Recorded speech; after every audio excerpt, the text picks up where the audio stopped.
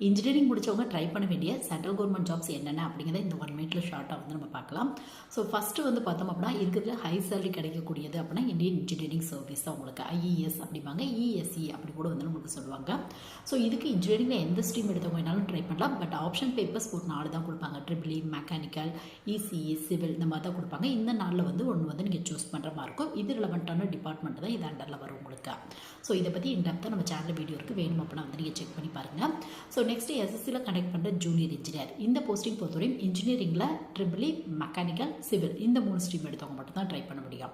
So இது மட்டும் இல்லாமல் ரயில்வே ரெக்ரூட்மெண்ட் போர்டில் கனெக்ட் பண்ணுற ஜூனியர் இன்ஜினியர் இதில் போஸ்டிங் பொறுத்து இது கீழே மொத்தம் 4 டைப் ஆஃப் வேகன்சி வருது. ஸோ போஸ்டிங் பொறுத்து வந்து டிஃப்ரெண்ட்டாக இருக்குது. எலிஜிபிள் வந்து பார்த்தோம் அப்படின்னா நீங்கள் சிஎஸ்சியோ ஐடிஓ முடிச்சிருக்கீங்க அப்படின்னா உங்களுக்கு ஐடி ஆஃபீஸர் அப்படிங்கிற வேகன்சி வருது, அதுக்கு வந்து நீங்கள் ட்ரை பண்ணி பார்க்கலாம். ஸோ இந்த மாதிரி சென்ட்ரல் கவர்மெண்ட் பொறுத்தவரையும் இன்ஜினியரிங் முடிச்சவங்களுக்கு நிறைய இம்பார்ட்டன்ட் கொடுக்குறாங்க. உங்கள் ஸ்கில் ப்ளஸ் உங்கள் ஸ்ட்ரீம் பேஸ்